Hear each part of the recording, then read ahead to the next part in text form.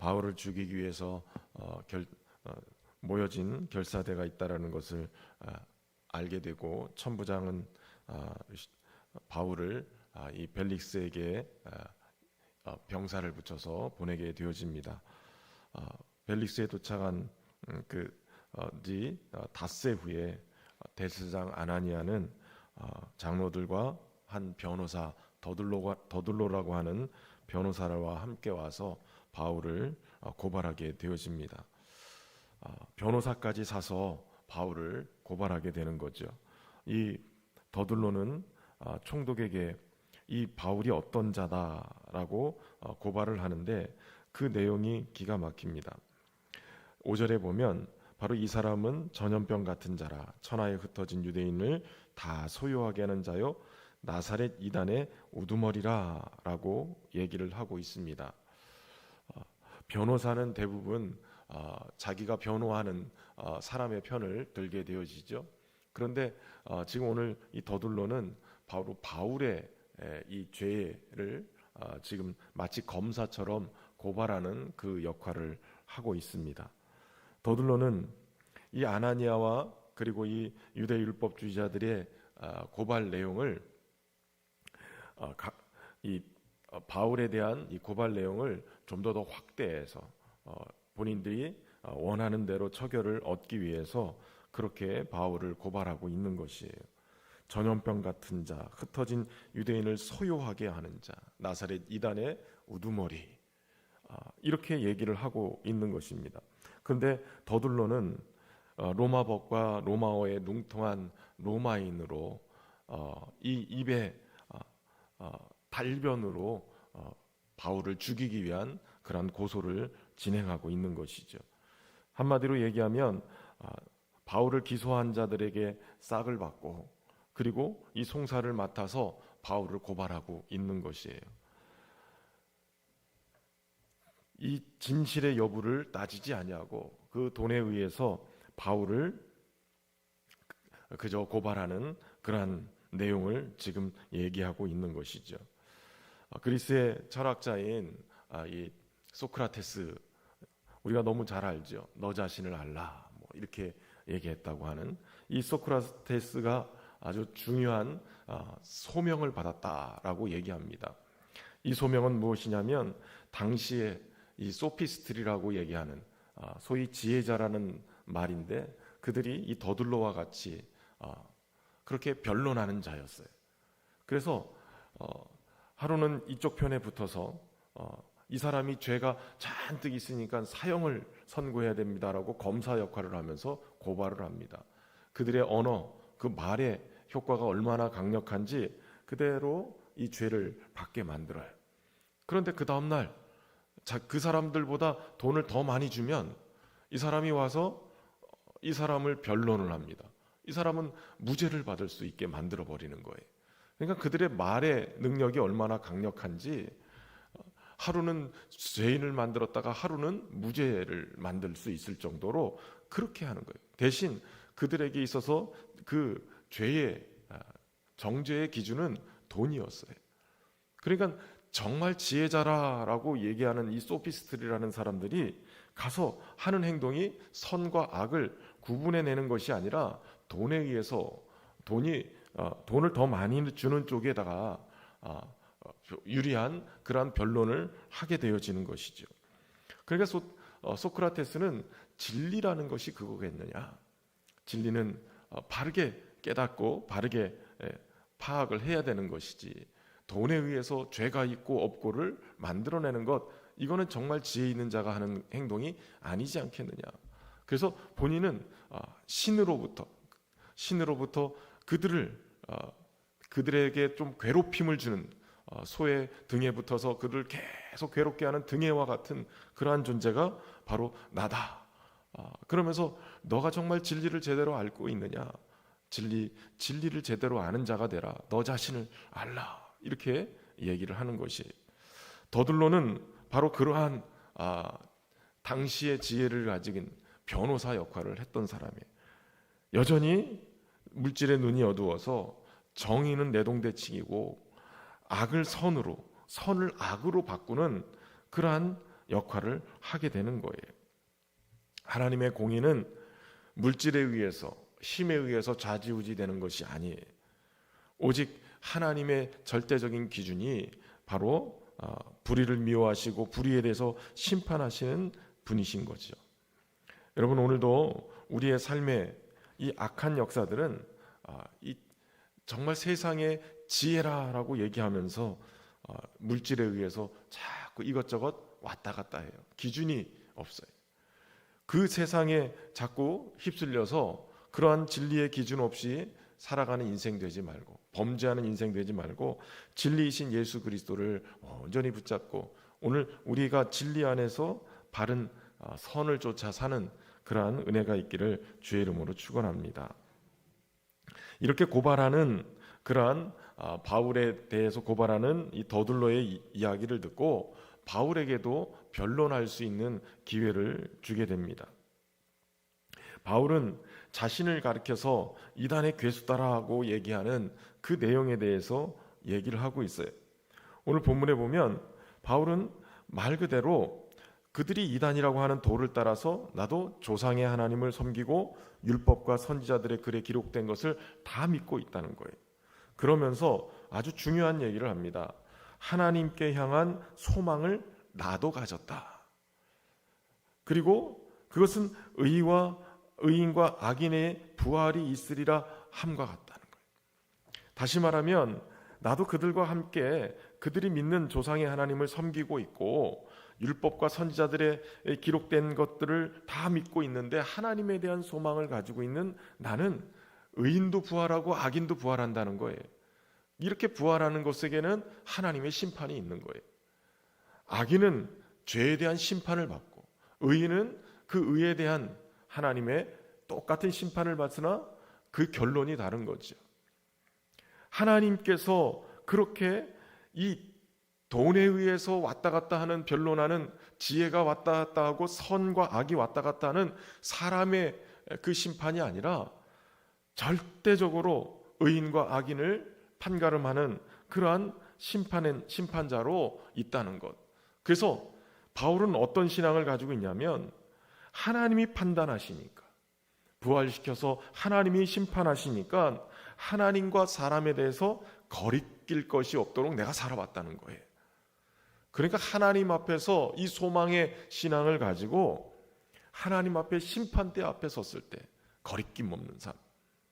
그렇다면 여러분 바울과 또 이 대제사장 아나니아와 이들이 믿는 하나님 똑같은 하나님인데 저들은 지금 바울을 처단하기 위해서 변호사를 사서 없는 죄까지 만들어서 뒤집어 씌우고 그렇게 만들어가는 하나님 앞에 꺼릴 것이 많은 그러한 삶을 살고 있고 도리어 바울은 하나님 앞에 거릴 것이 없을 그러한 삶을 살고 있다면 정말 누구의 신앙이 제대로 된 신앙이겠느냐라는 거예요. 사실 이 대제사장 아나니아와 그리고 이 바울을 고발하던 그 세력들 사실은 유대 종교의 가장 상위층에 있는 사람들이에요. 그리고 그 종교 지도자로서 그들을 이끌어가는 사람들이에요. 그럼에도 불구하고 그들은 예수님을 십자가에 못 박아 죽였어요. 심지어는 강도를 놔주면서까지도 예수님은 그렇게 엄청난 어떤 죄를 사형에 언도할 만한 죄가 없음에도 불구하고 군중들을 동원해서 예수님에게 불리한 이러한 판결을 받고 그리고 예수님을 십자가에 못 박는 데 내어준 거예요. 한마디로 얘기하면 하나님 앞에 너무나도 엄청난 죄를 지은 거죠. 그들이 동일하게 이제 바울에게도 그러한 상황들로 만들어서 죄를 덮어 씌우는 거예요. 자신들의 기득권, 자신들의 이익 이것을 더 하나님 믿는 것보다 더 소중하게 여기는 거예요. 그러니까 하나님 앞에 사는 그러한 모습이 거리낄 것이 없는지 확인하고 정말 하나님 앞에 이 일들을 진행해야 되는데 그렇지 않았다는 거예요.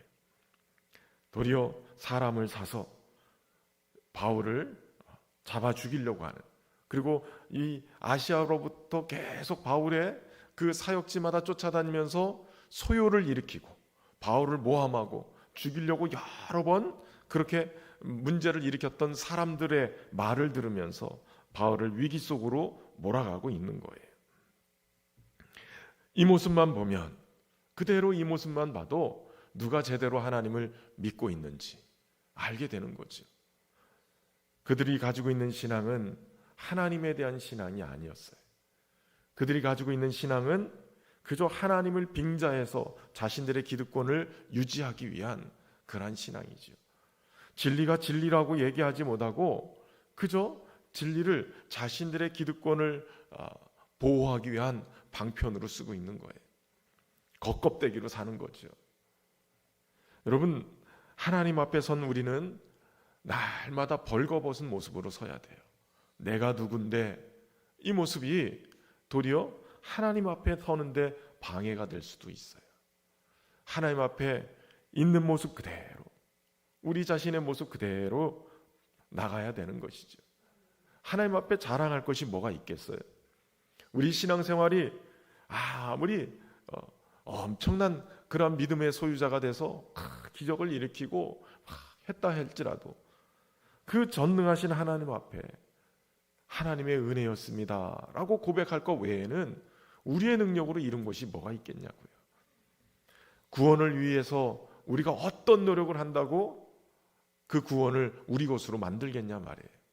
여러분, 우리가 뭔가를 완벽하게 해내고 주님의 말씀대로 살아냈기 때문에 우리에게 구원이 임하고 하나님의 은혜가 임한 것이 아니에요. 예수 그리스도께서 십자가에서 하나님의 요구를 완벽하게 이루셨기 때문에, 주님이 하셨기 때문에 우리에게 주어진 것이 은혜인 거예요. 그러니까 오늘도 우리는 하나님 앞에 살아야 돼요. 하나님 앞에 거릴 것이 없는 그러한 모습으로 살아야 되는 것이죠. 매일매일 하루하루가 하나님 앞에 신실한 믿음을 가질 수 있도록, 욕심이 나를 이끌어가지 않도록, 내 안에 겉껍데기가 자꾸 나를 포장해내지 않도록 하나님 앞에 신실한 모습으로 저와 여러분이 살아갈 수 있기를 주의 이름으로 축원합니다. 바울에게 주신 이 신실함, 항상 양심에 거릴 것이 없도록 살게 했던 이것이 바울에게 있어서 당당할 수 있었던 비결 중에 하나예요. 하나님 앞에, 사람 앞에 저와 여러분이 당당하게 살아갈 수 있기를 주의 이름으로 축원합니다. 그런데 이 바울에게 변명할 이야기를 주고, 그리고 좀 더 이야기를 듣기 위해서 이 벨릭스는 바울을 친구들과 함께 만날 수 있도록 배려도 해주고 같이 그 얘기를 듣고자 얘기를 했어요. 그러니까 예수님의 복음을 증거하기 위한 그러한 기회들이 참 많이 만들어지게 되죠. 그러나 오늘 본문에 보면 바울이, 이 벨릭스가 바울에게서 돈을 받으려고 계속 바울을 무죄라고 생각하면서도 붙잡고 있는 것을 보게 되어져요. 바울이 왜 그러냐면 다시 자기 신이 예루살렘에 돌아온 이유가 헌금을 이렇게 모아가지고 그래서 이 자기 민족을 돕기 위해서 가지고 왔다라고 변명하는 이야기를 듣고, 야, 바울이 돈이 많은가 보다 이 생각을 했던 것 같아요. 그래서 바울을 붙잡아주고 있었던 이유가 복음을 더 전해 듣기 위해서, 그렇게 듣기 위해서 붙잡은 줄 알았는데 나중에 보니까 돈을 더 받기 위해서 그랬다는 것이죠. 돈이 들어오면 복음이 들어오지 않아요. 세상의 물질이 마음을 사로잡으면 예수 그리스도가 보이지 않는 거예요. 여러분, 우리의 마음에 주님 외에 우리의 마음을 사로잡고 있는 것이 있다면 이 마음을 막고 있는 이 돌문을 다 굴려내셔야 돼요. 그래야 주님이 우리 안에 들어오시고 주님의 말씀이 들어오게 되고 은혜가 우리 안에 임하게 되는 거예요. 염려와 걱정하는, 그래서 여러분들이 기도하는데 주님 외에 다른 것이 마음속에 우리의 기도 제목이 되고 자꾸 그것을 마음을 짓누르고 있다면 걷어내시길 바랍니다. 그리고 주님께 집중한, 여러분, 하나님의 나라와 의를 구하면 이 모든 것이 너에게 있어야 될 줄 아시는 주님이 더하시는 은혜를 허락하실 줄로 믿습니다. 그런 은혜 속에 살아가기를 주의 이름으로 축원합니다. 살아계신 하나님 아버지, 오늘도 바울의 송사를 통해서 세상의 지혜라는 것이 물질에 의해서 자신의 이익에 의해서 움직이는 것을 보게 됩니다. 하나님 믿음을 가지고 있다면서도 하나님을 온전히 하나님 앞에서 섬기지 못하고 하나님 앞에 살지 못했음을 고백합니다. 바울처럼 하나님 앞에 양심에 거리낌 없는 그러한 자로 살아갈 수 있도록, 하나님을 소망하며 살아갈 수 있도록 은혜를 베풀어 주시고, 우리의 삶이 세상의 지혜를 따라 사는 것이 아니라 오직 하나님 앞에 사는 은혜를 허락하여 주옵소서. 하나님, 우리의 마음을 묻고 있고 마음을 무너뜨리고 있는 것이 무엇인지 주님 앞에 올려드립니다. 주님, 우리의 마음에 오직 하나님을 향한 소망을 막고 있는 것들을 걷어내 주시고, 오직 예수 그리스도로 인하여 충만하고 주님과 함께 동행하며 더하시는 은혜를 누리며 살아갈 수 있도록 인도하여 주옵소서. 특별히 하나님, 우리 거제 지역이 다시 한번 하나님의 은혜를 덧입고 부흥하는 역사 있기를 소망합니다. 지난 10여 년 동안 물질의 문제로 인하여서 또 조선 경기의 불황으로 인하여서 많은 낙심과 어려움을 가지고 있는 그러한 교회들이 주님 은혜 안에서 다시 하나님 나라를 꿈꾸며 소망을 갖기를 소망합니다. 하나님, 내일부터 시작되어지는 거제시 기독교연합회 부흥회에 은혜를 베풀어 주셔서 말씀을 통해 우리의 가슴이 다시 뜨거워지게 하시고 하나님만 바라보는 믿음의 역사가 우리 안에 일어나게 하시고 성령의 능력을 힘입어서 다시 희망 노래를 부를 수 있는 은혜를 덧입혀 주옵소서. 모든 일정과 상황들을 하나님 붙잡아 주시고 꼭 들어야 될 말씀 들을 수 있는 그러한 성도들을 불러 모으셔서 하나님 거제에 다시 부흥이 일어나게 하여 주옵소서. 그 중심에 우리 신현교회가 쓰여질 수 있도록 하나님 은혜 베풀어 주시고 인도하여 주옵소서.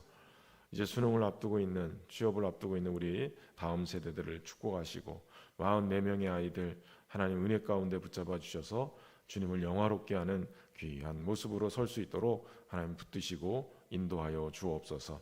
선하고 좋은 것들로 주님 채워주시고 이끌어 주옵소서. 육신의 질병으로 고통하고 있는 우리 성도들의 가정을 돌보시고 인도하셔서 치료의 광선을 발하여 주시고, 무엇보다도 주님이 채찍 맞으심으로 우리의 질고를 담당하시고 우리를 낫게 하셨다고 하셨사오니 예수님의 피 묻은 손으로 안수하여 주셔서 모든 연약한 부분들마다 온전하게 회복되어지고 건강하게 하나님 전에 출입하며 주님 주신 사명 또 감당할 수 있는 은혜 또한 허락하여 주옵소서. 물질의 문제로 고통하고 있는 성도들에게도 하나님 다시 한번 일어서는 은혜를 허락하시고 하나님 은혜 가운데 더하시는 은혜로 공급하심을 경험하며 주님을 고백하며 살 수 있도록 축복하여 주옵소서. 정성을 다한 귀한 예물 올려드립니다. 기도 제목도 담았사오니 하나님 응답 주시되 주님의 뜻을 온전히 이루며 살아갈 수 있도록 하나님 풍성하게 채워 주옵소서. 예수님의 이름으로 기도하옵나이다. 아멘.